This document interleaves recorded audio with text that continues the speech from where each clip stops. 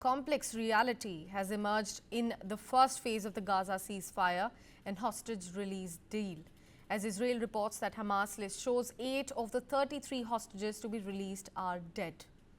While Hamas has not disclosed the cause of death, Israeli officials stated that the remaining 25 are alive.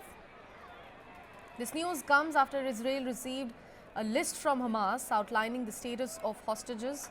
In fact, the next release is scheduled for Thursday, followed by another on Saturday. According to the Associated Press report, the Israeli government spokesperson David Mencer informed media saying that Hamas said the other 25 are alive. Prime Minister led vigorous and determined negotiations to secure the release of our civilian Arbel Yehud and a female soldier Agam Berger, together with an additional hostage. Hamas had backtracked on the agreement by not releasing Arbel as they had agreed originally. Subsequently, an additional phase of hostage releases are scheduled to take place this Thursday. Following the settling of this violation, Israel this morning agreed to the passage of Gazan residents to the north of Gaza. In accordance with the agreement, 3 additional hostages will be released this Saturday. I can confirm that Israel has received from the Hamas terrorist organization, a list that includes the status of all of the 33 hostages due to be released in this first stage. The list from Hamas matches Israel's intelligence.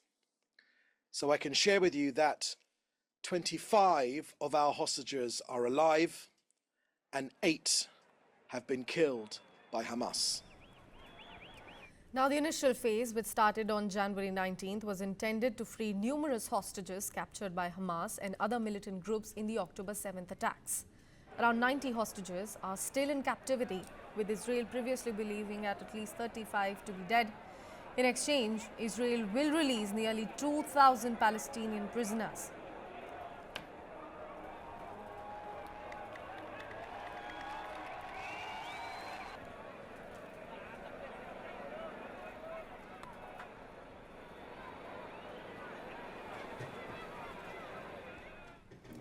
Now, some of the hostages released from Gaza so far during the ceasefire had been held in Hamas tunnels for up to 8 months straight, deprived of daylight and with little to no human contact. An Israeli general has said this on Monday.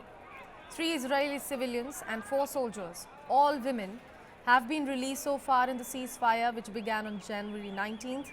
In return, Israel has released 290 Palestinians, convicts and detainees.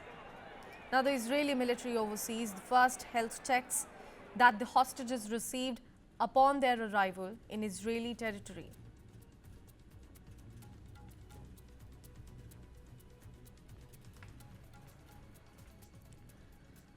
Also, drone footage captured on Monday showed large crowds of Palestinians returning to Gaza City on foot under a ceasefire deal between Hamas and Israel.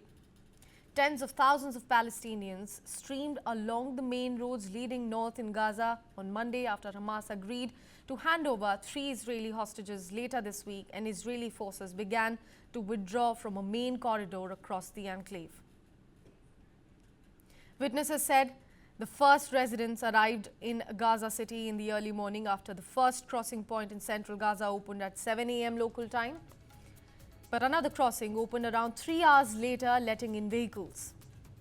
Now, under the terms of the ceasefire agreement, residents of northern Gaza were due to return at the weekend. But Israel said that Hamas had broken the deal by failing to release civilian female hostage Arbel Yehud and kept its forces deployed in the Netzarim corridor that separates northern Gaza from the rest of the enclave. Now, late on Sunday, Qatari mediators resolved the dispute after Palestinian militant group Hamas agreed to release Yehud along with female soldiers Agam Berger and another hostage on Thursday, 2 days before the next scheduled release of 3 more hostages on Sunday.